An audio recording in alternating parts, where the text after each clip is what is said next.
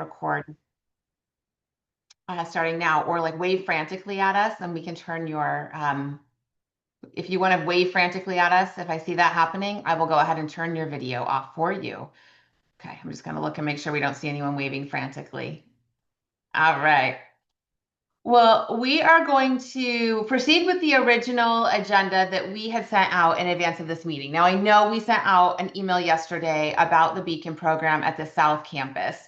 So that is not going to be the focus of today's meeting. So I just want to address that. It's certainly the elephant in the room. We do want to continue conversations about that individually with all of our affected families that have questions about that transition and what opportunities might be available. But with this meeting being set and having all of our IAA families here from both campuses and all of our programs, we are going to continue this meeting with the topics that we had sent out a couple of weeks ago and really being focused on developing out a parent group that will be present and involved in our schools throughout the year moving forward.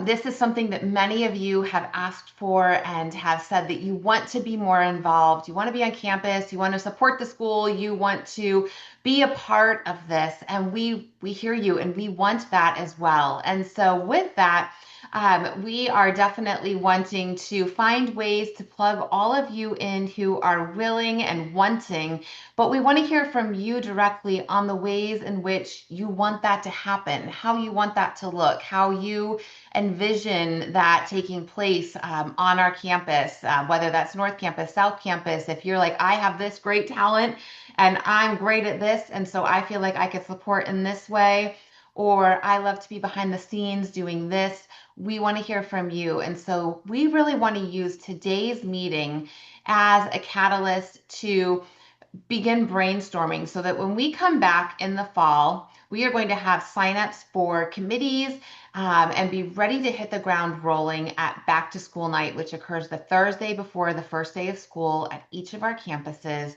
where we can then really just be ready to go with signups, get everybody plugged in where they want to be plugged in, and have that launched from the very first day of school, and actually even have a little bit of things that happen over the summer with regards to a back to school event, and really have these parent groups and committees and involvement from day one starting next year. That is what we envision, and we hope that you're excited about that as well. We want to have more meetings. We'll try Zoom for some of them.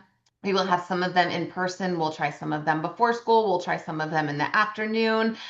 We want to make sure that our meetings are accessible to all of you. And we know you are working parents, you are staying at home with other children, you are living across town. We know that there are many things going on in your lives, so we want to be as accessible to you as possible. So we aren't just going to pick one method and say it's always Zoom, or it's always at 8 o'clock in the morning, or it's always at 4 o'clock in the afternoon. We want to make sure that we are being accessible to each of you. Now, real quick, I want to see, do you all see a chat window where you can chat to us? Do you all as participants see that? You do not see that. I'm seeing head shaking no. Okay, I'm going to fix that for you in just a minute then. So we'll go in and fix that setting because we want to make sure that you can chat to us throughout this as well.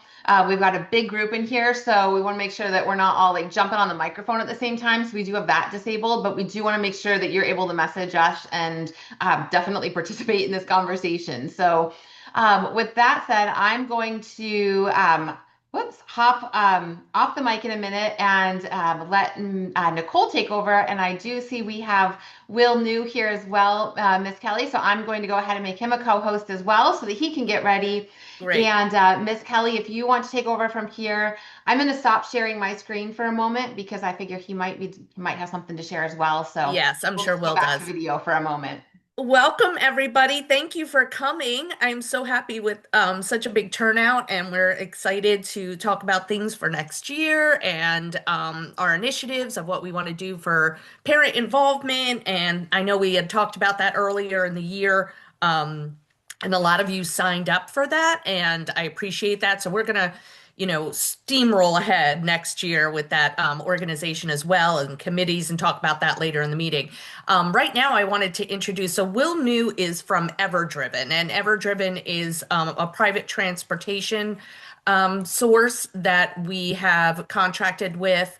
And he is here to talk about Everdriven's opportunities for our students to get transported, especially those if they're thinking about it for the new situation with the Beacon program and are, getting back and forth. And also for our current families to, if you want to use the service, and will explain that it doesn't have to be every day, it doesn't have to, but I'll let him get into all of that and explain what Everdriven has to offer for our Ignite families. So, Will, I'm going to turn it over to you. Well, thank you, Ms. Nicole. I appreciate that so much. Pleasure to meet all of you parents today. I've already heard from some of you already via email, and I thank you so much for reaching out to me. I'm a parent myself. I was also an educator for 20 years here in the school system where I reside. So I definitely can understand questions and concerns being brought up when you think about transportation or alternative transportation as it relates to your student. So basically, yeah, we were very proactive with Ignite, and they wanted to make sure they had transportation solutions for the students if and when any site changes were to happen, or if any location changes were to happen, whether it be your location or the site. And we wanted to be very proactive in those measures. And so we set up a transportation solution that is either door to door or from site to site. We can do carpooling where we can have up to 6 students in our vehicles. Our drivers are all background check, North Carolina Department of Education vetted. They are all trained in all safety measures by the Department of Education's transportation standards. Their DMV records are monitored, and all of our vehicles are inspected monthly to ensure high performance and complete safety. What I really wanted to do is just give the parents an open forum to just kind of, pistol me with questions, for lack of a better term. If there's something that you ask that I think might not be my realm, I'd be happy to defer that to an offline issue or maybe later issue. But if you have direct questions about what it looks like for us to provide transportation for your students, I'd love to answer them. As you think about those questions, we do already partner with Charlotte-Mecklenburg School District. So we've been in North Carolina now for over a decade. So this is not new territory for us. We've been 20 years nationally, 10 years in Charlotte-Mecklenburg. So we are very familiar with the Charlotte metro area, and we have a great relationship with a lot of guardians, parents, and students in that area. But at this time, I mean, feel free to jump on the chat, or if you feel comfortable to jump on the camera or on the voice, and just let me know what immediate questions are coming to mind. I'm going to give about 5 or 10 minutes just for you guys to ask some questions. Will, I see some questions coming into chat. Are you able to see those? I see, would this be for all over Charlotte, and for before and after school is the first one? Okay. Yeah, see, Nicole, all I'm seeing is your personal ones. I'm not seeing, let's see, everyone's. Let me see here. But I'd love to see those. Let's see here. Okay, so the first question said, would this be for all over Charlotte? Well, Stacy, and before and after school. So someone's asking, like, do you go all over Charlotte? And would this be for before and after school transportation? correct. Yeah, we can be just AM, just PM. We are all over the Charlotte metro area, and we can definitely provide either door-to-door service. I know a great idea that has been brought up by the Ignite community is doing a site-to-site. Those of you that are from south moving to north, we can definitely do a carpool that keeps your routine so much the same. I have 2 children of my own, and I know routine is so important, especially for the students that have specific disabilities. And my nephew, for example, is on the spectrum, and he loves his routine, so I can appreciate it 100%. But yes, we absolutely do go all over Charlotte's metro area. We can do door to door. We can also do, like I said, site to site, and it could be AM, PM, or both. It's whatever your discretion needs, whatever your individual needs may be. Thank you. The next question that was brought up said, what is the transportation program for? Is this for parents who need help to get their student to and from school? Primarily, yes. That's a great question, Kelly. It is to help parents get their students to and from school when otherwise it would not be possible. If you are a guardian that just thinks that it would be a convenience, that's definitely something we can entertain through the school. But we would definitely want to do that on a case-by-case basis. But primarily, it's on when other transportation is not viable or reasonable. We definitely want to provide that resource because we know that every student deserves the best education possible. Great, thank you. The next question was, where are the transportation zones and where will the pickups and drop-offs be located? Great question. So currently, right now, we're looking at a south to north movement for the currently being relocated group. Other than that, we haven't done any zoning as yet, but that doesn't mean we won't. We do have the summer to prepare for that based on interest. So as interest is brought up, we can definitely make zones of centralized pickup, or we do door-to-door pickup. We will pick them up at your residence and take them to the site and then return them to your residence at the end of the day. The next question was, do you have a cost structure for your service? And Rich Flanagan asked that question. And Rich, I will attach to the email that we'll send out with this recording the information from Everdriven that will explain that precisely, so that you can see all of that. But and someone else said, just so that we're gonna, there's a few other ones that are like, we live here, we live here. There's, very specific sites. And the answer to those, we live in Indyland, we live in Salisbury. Yes, they do go to those areas. And the way that the trip structure works, and Will, you can jump in on this, is that there is a per trip fee that is a flat fee, and then there is a per mile fee on top of that.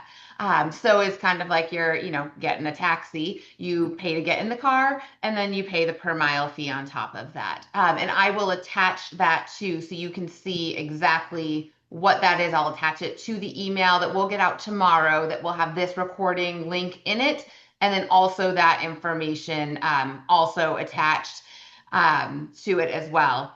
The next question I see on here is, how do you sign up? Will? So great question. So that would be something we'd want to facilitate through the campus. They're going to have, or they currently have a district portal where they can input any student information. We will always reach out to parents before any transportation occurs. We would never transport a student without parent consent. But definitely we want to make sure you're put in through the site portal that's per the school. But based on what Kelly said previously, I do want to iterate that we do charge on a per ride basis and not a per student basis. So if you have 4 parents with 2 students apiece, all in your neighborhood, that's going to lower your per student costs dramatically.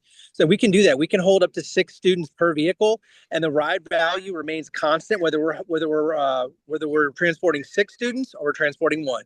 So if you definitely want to carpool to economize your value, we can definitely do that. But as far as signing up, I would say via the school, based on needs and based on the individualized locations, we can create great usability there. Thank you, Will. I saw another person asking if you come to Union County. I know the answer to that is yes. They literally go everywhere. When we first met with Will, which was way before there was any like, oh my gosh, we're going to have to move kids from one campus to another. When this just first crossed our radar, because we've been looking for a transportation option for literally years, because we know it's something that families have asked about.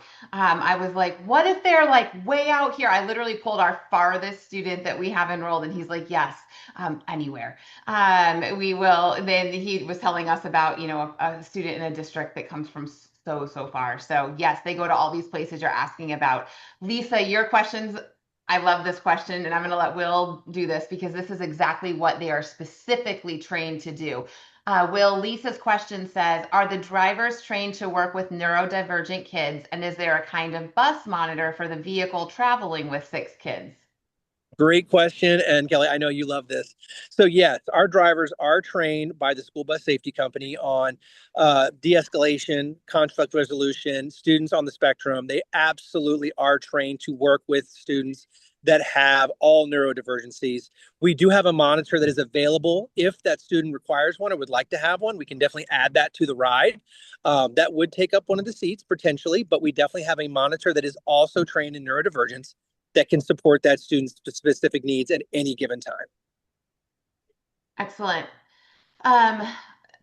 Ms. Hunsaker asked if it sounds like there are many options in customizable formats. If we are interested in the carpool or shuttle from south to north, how do we coordinate that? Do the parents have to coordinate between parents?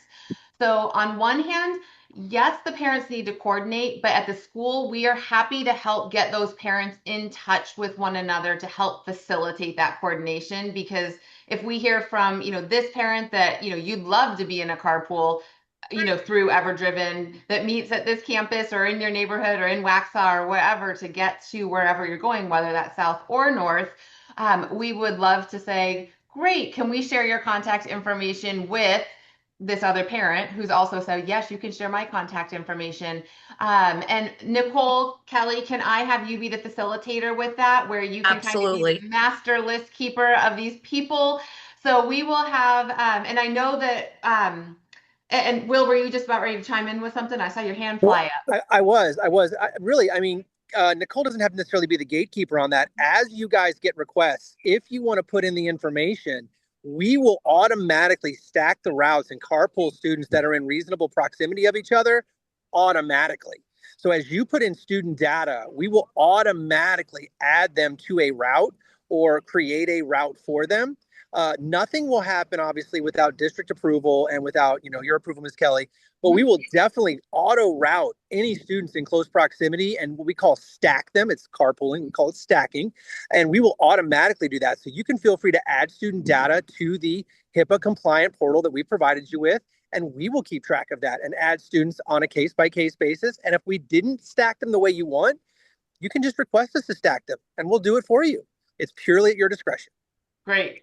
So we'll utilize both of those methods so that we can kind of go through internally here for those families that are just starting, where they're saying, I'm not going to do this unless there's, five other families to get Yeah. in this with.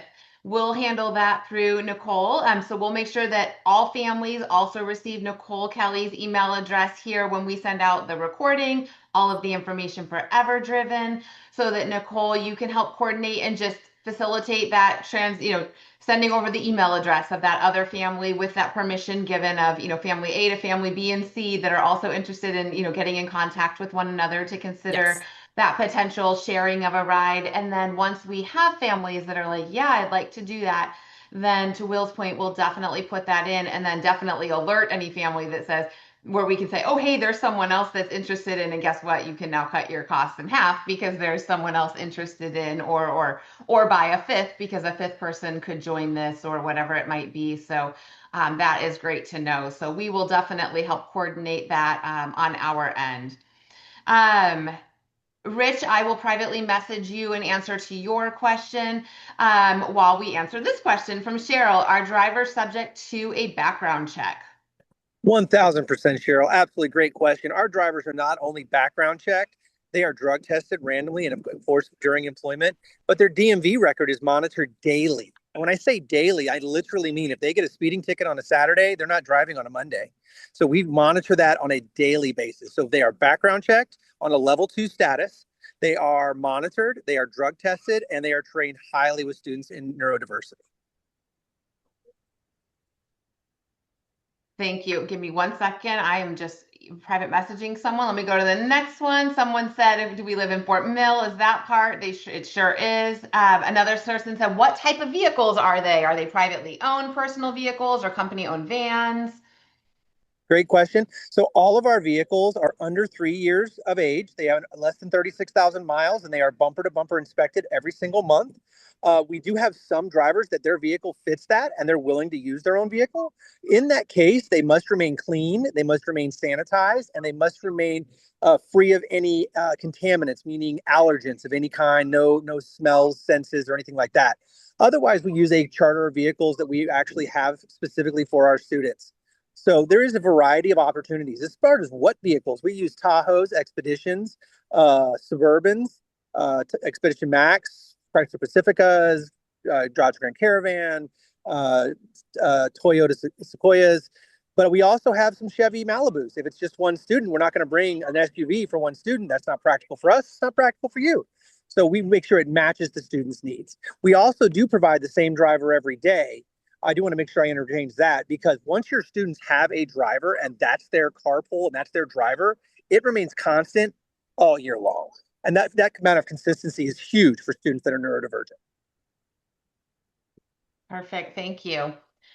Someone asked, will our school staff be present at drop off and pickup sites? So at the school site, when they are arriving to a school site, we would absolutely be present because they would be coming to school and it would be timed in such a way that they'd be arriving, let's say 8:45 to 9 o'clock ish. They would be arriving at our arrival time, and of course we would be there when they're departing. And let's say the driver was running late, just as we would never abandon a student at the end of the day and leave them there unattended. The same would be true in this situation. If there was an accident on the road and they were delayed or something, we would absolutely stay there with the children or child that was waiting for their ever-driven driver to come.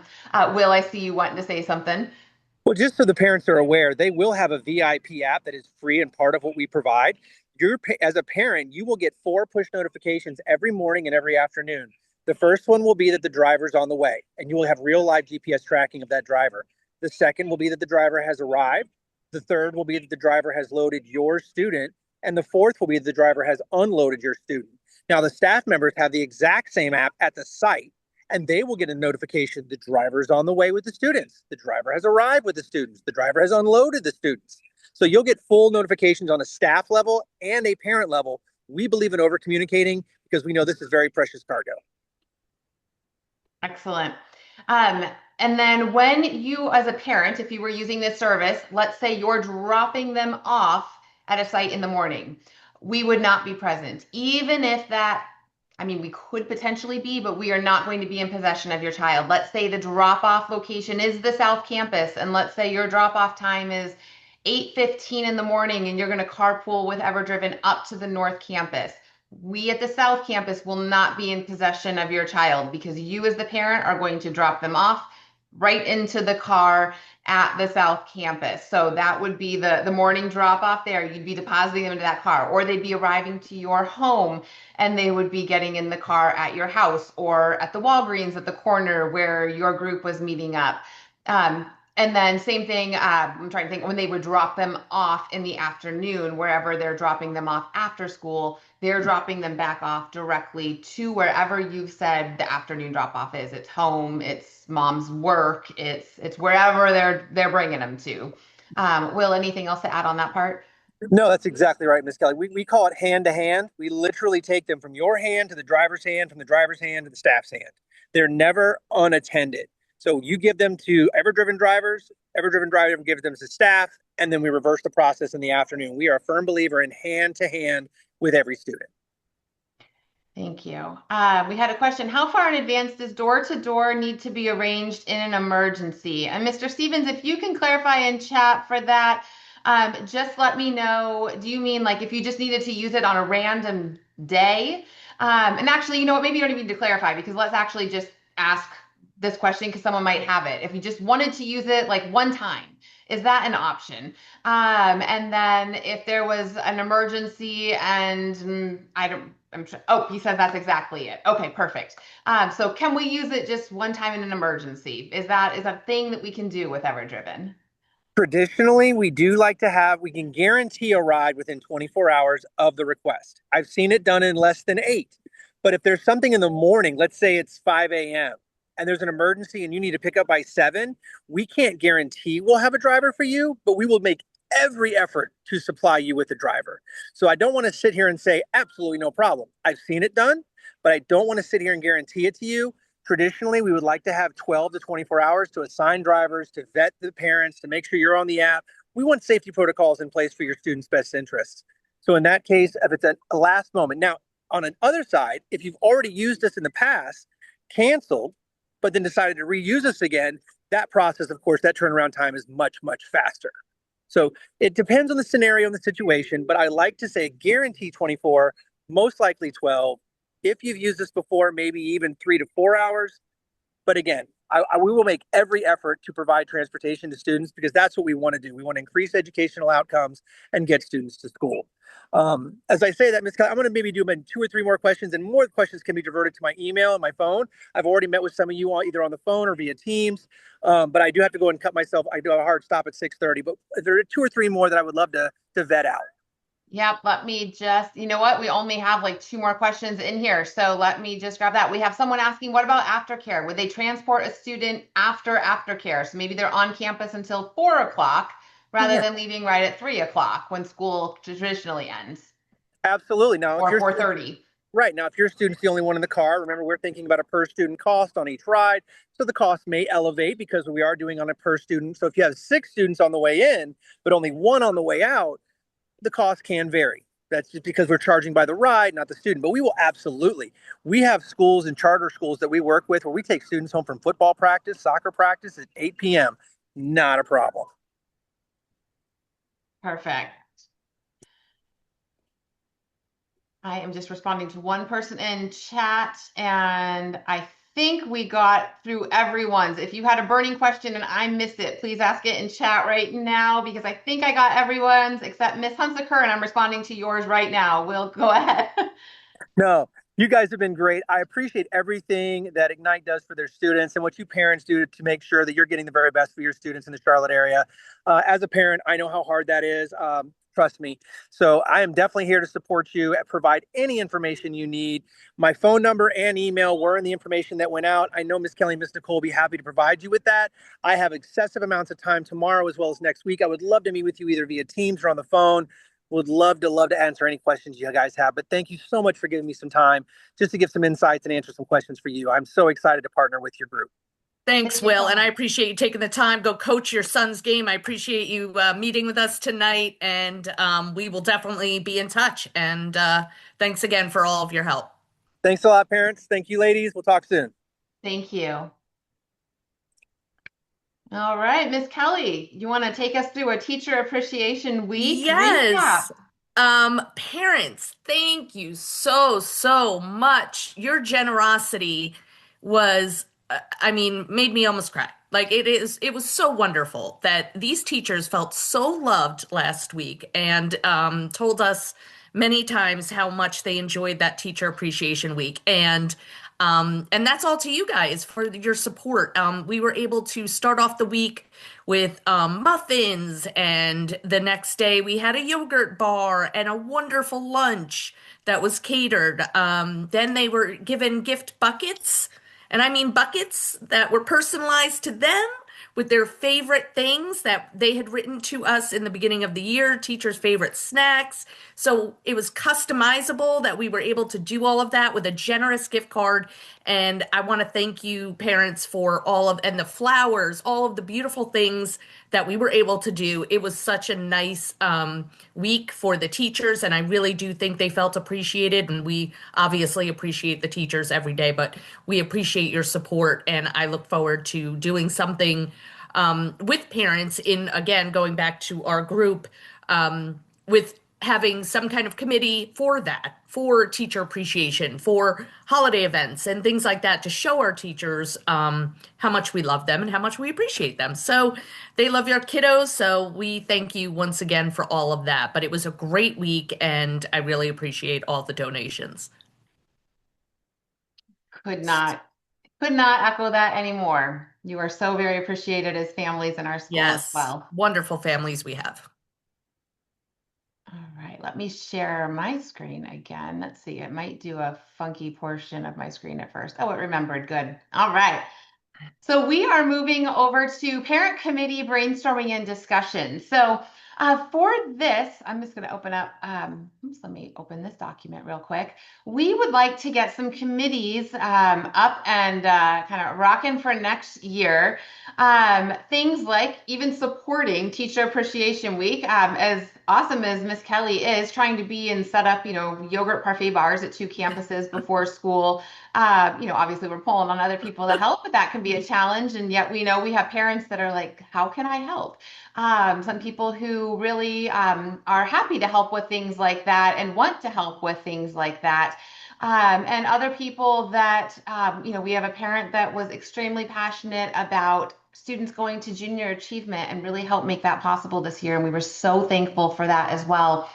So we want to really tap into the strengths of our parents and our guardians and the interests and the ways that our families want to be involved. And so we want to ask you and pose this question to all of our families is what are some ideas that all of you have that might be a way that you would like to become involved?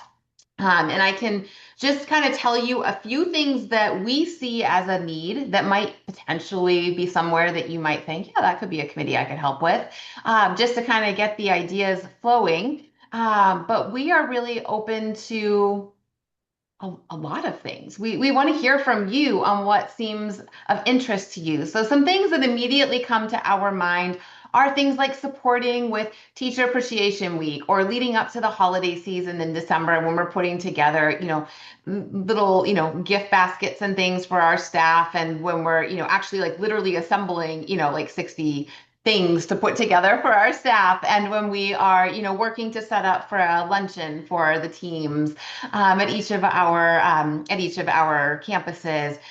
So kind of like a more of the service oriented group or committee where they're ready to just jump in and help set up and celebrate staff in a way like that. Another committee that comes to mind is a fundraising committee. And I hate that word. I hate being asked to fundraise as a parent. I'm like, just tell me how much you want for the year, and like I'll just send that in. And just please don't ask me to sell wrapping paper ever again. And I'm not really talking about fundraising like that. You all pay enough to send your child to school here. And at the same time, we really do enough to make a budget that balances and that keeps the light on and pays our teachers and our staff and gets them new curriculum and make sure that we can stay financially afloat. And that's about it.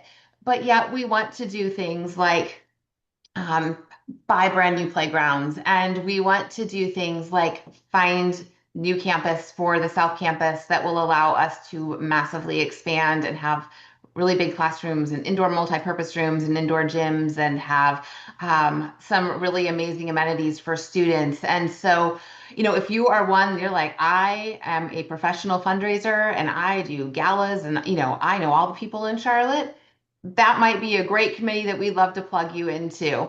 If you are someone who likes to plan events, we want to have, for instance, a back to school event.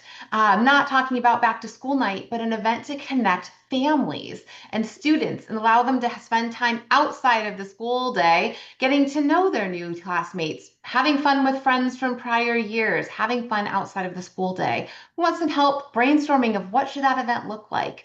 How do we execute that event? Where should it be? What should we do? All of those things. So we are looking for people who like to do all sorts of things, and we want to really tap into your interests and your strengths and get you plugged in. So at this point, I want to stop talking, and I would love to hear from you and see what kinds of committees would you like to see parent groups being a part of at Ignite when we're looking at next year and beyond. And I'll take some notes. I'll go to this page.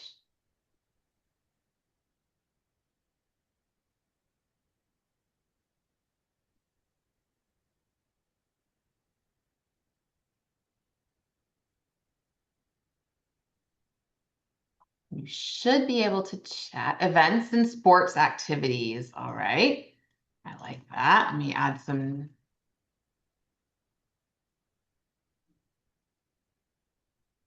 Excellent. Community giving. Love that as well.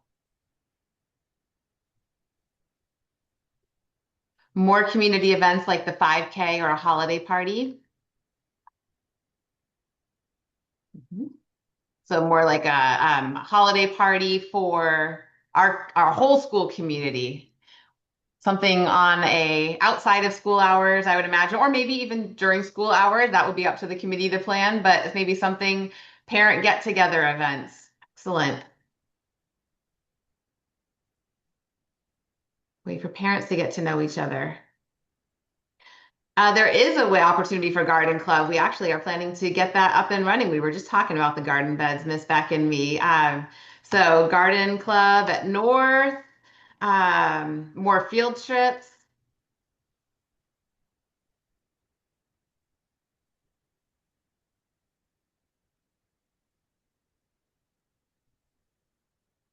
You know what? I'm going to switch the chat so that everybody can see everything. Good. So parents that we had great feedback from the parents that were able to join on our Shield Museum field trip. We were Yes. limited by space for our junior achievement one. We ran out of spots on the bus and even in the space for the size itself. So we had to max out on students. But we were very excited to have parents on the Shield Museum. So that went really well. And also for the first time, we used school buses to transport. So I know for some of our returning families, that was exciting. So we'll definitely start with more field trips. Let's see. Learning and support opportunities for parents dealing with issues in raising neurodivergent children. Got that. And is that something, would you like to see like speakers brought in as well that can speak on like certain topics? I'm seeing, yes, the speaker series, things like that. Let me come back up and make sure I capture all of these. Learning support opportunities for parents. Um, Issues in raising neurodivergent children, speaker series.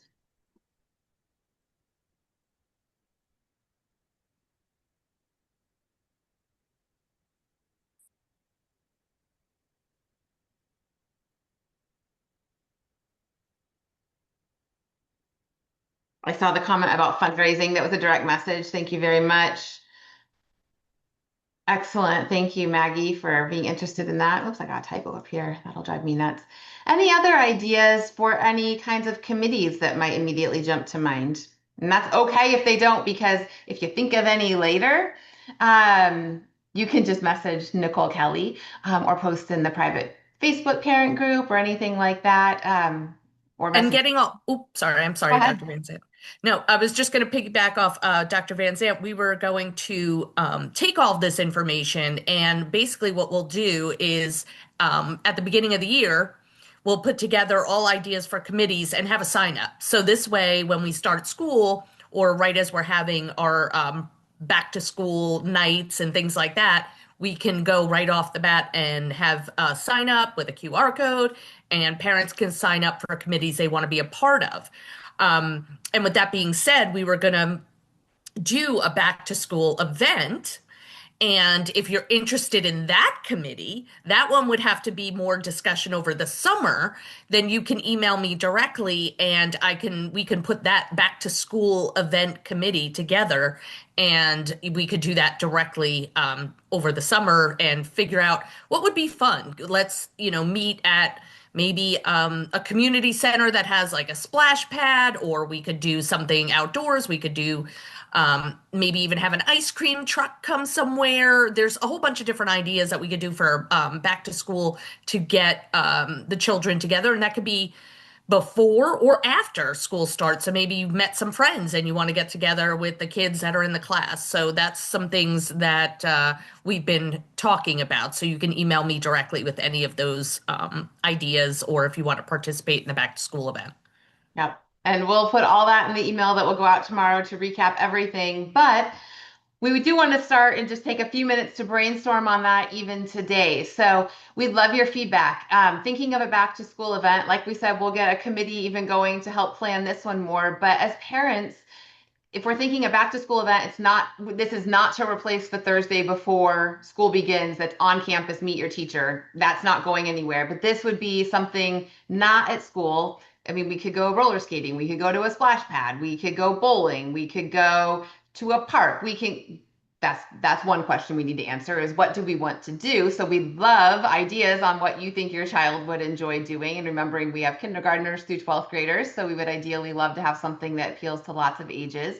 But what would be the ideal timing, would you think? Would you think before the school year begins, because things maybe aren't quite as busy then?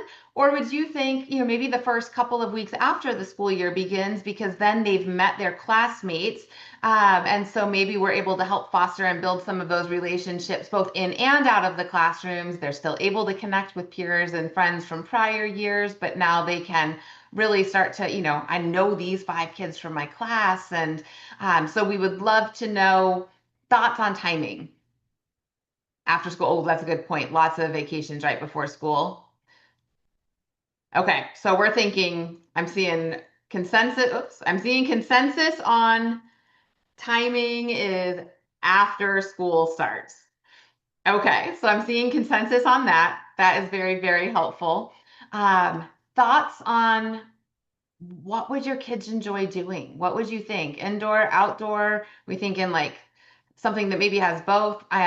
Nicole and I had actually even toured the Mint Hill Community Center at one point for something, and they had like indoor and outdoor spaces with a large play equipment and a splash pad, and they had indoor space so we could maybe be doing some games and who knows what inside.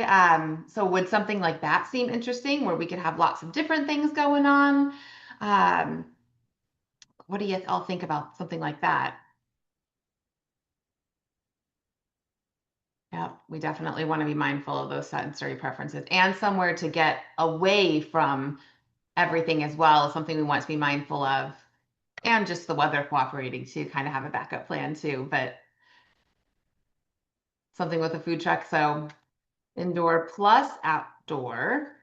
Um, Splash pad, playground, maybe a food truck, ice cream truck. Some of these are coming in private chat. If you're like, where's she pulling this from?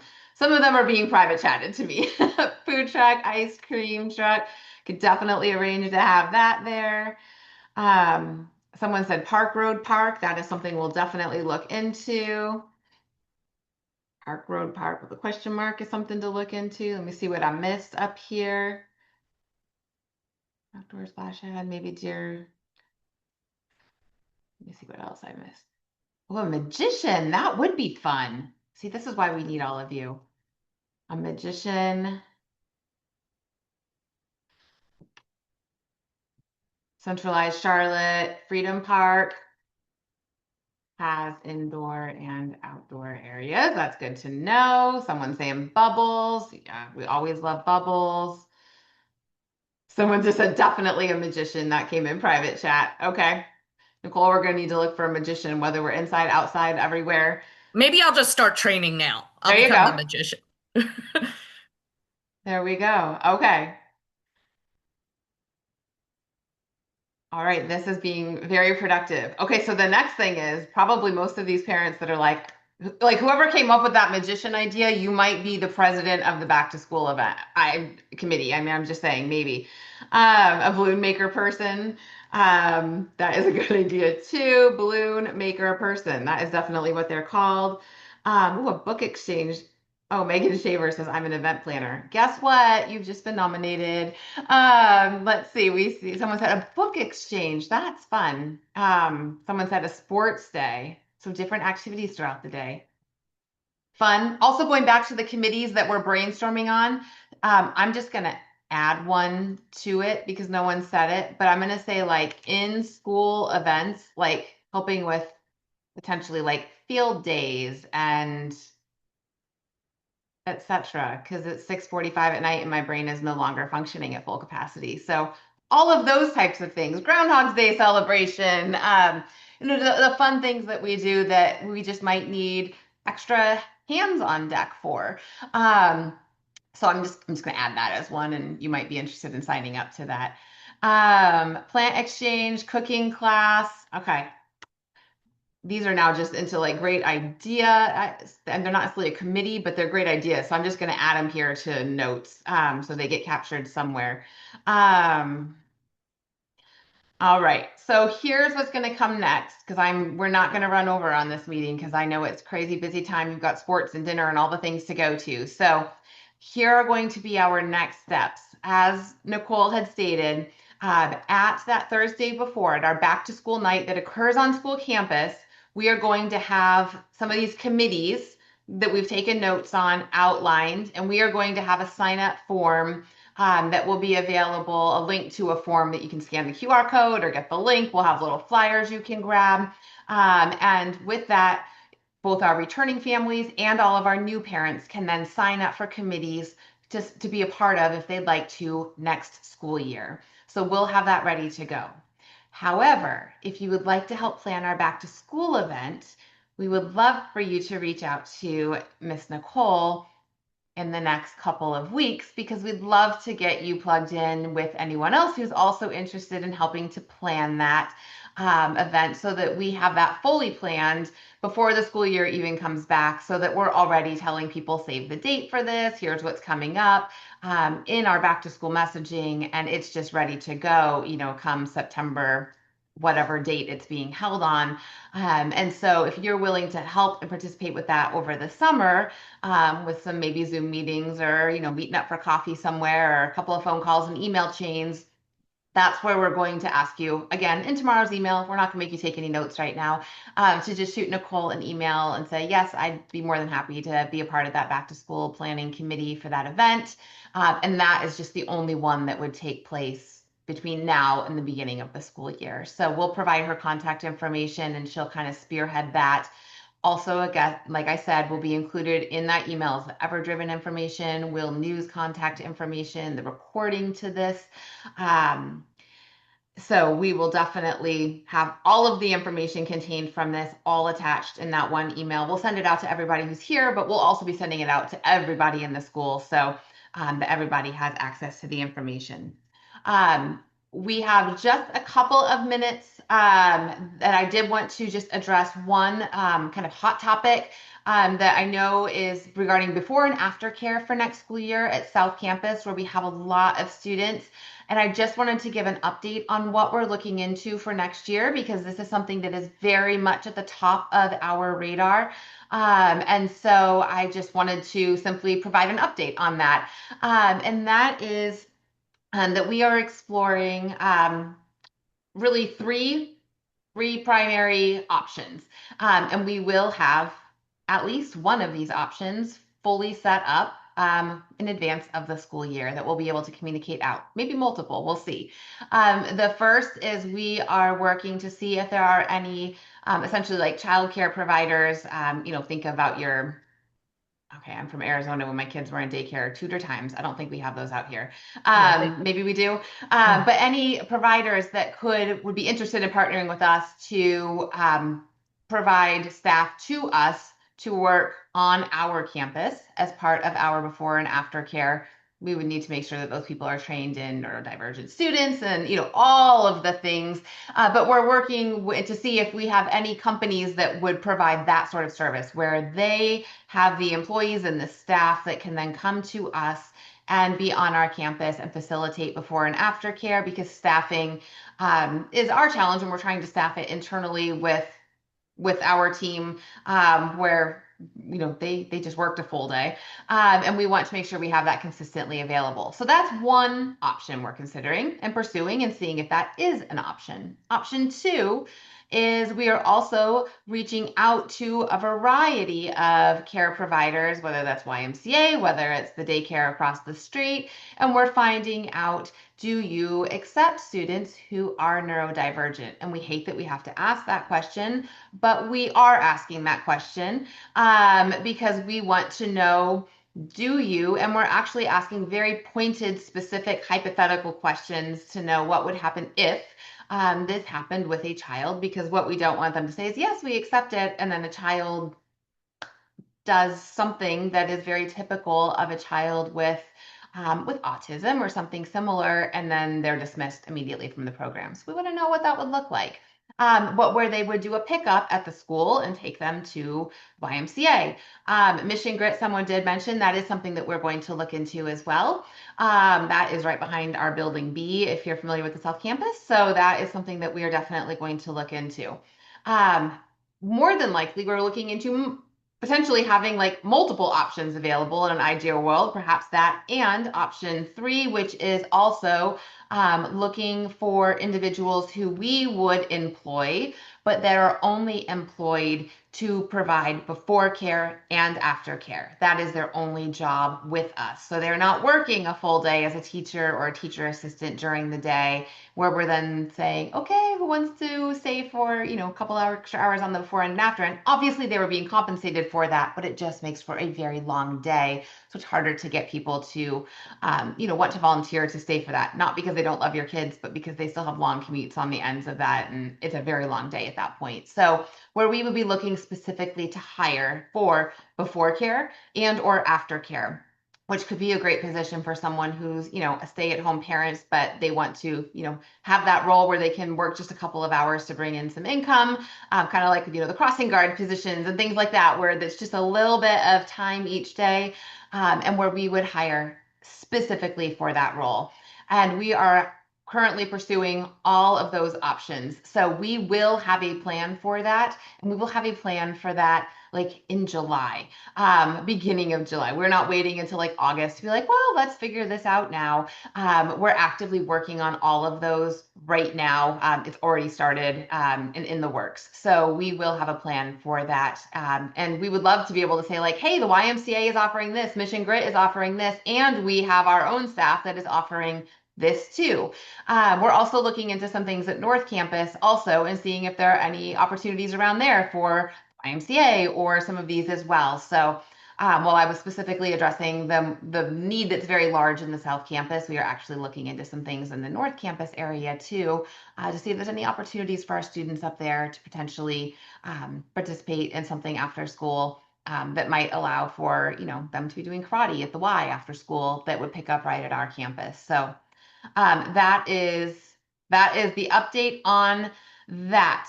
Would it still be starting at 8 a.m.?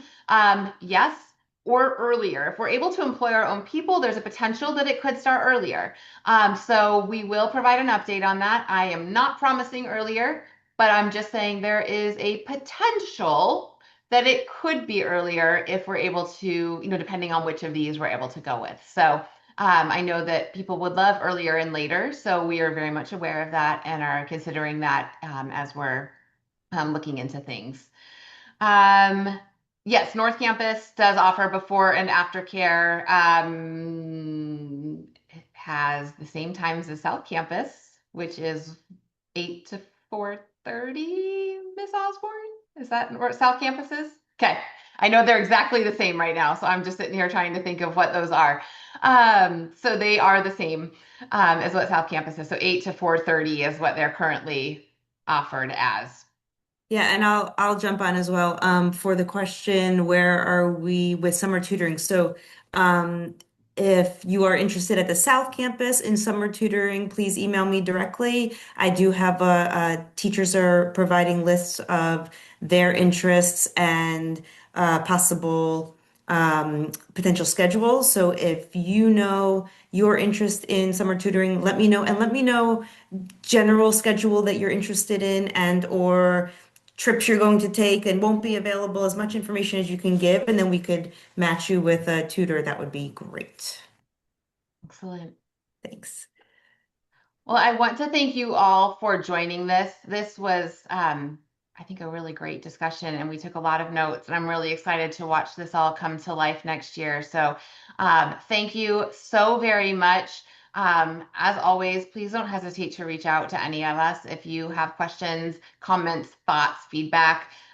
We will send out all that information tomorrow. We'll need to wait for this, video to convert and do all those things. So I'm going to turn off this recording and it'll start working its magic here in just a moment. But thank you again for your time.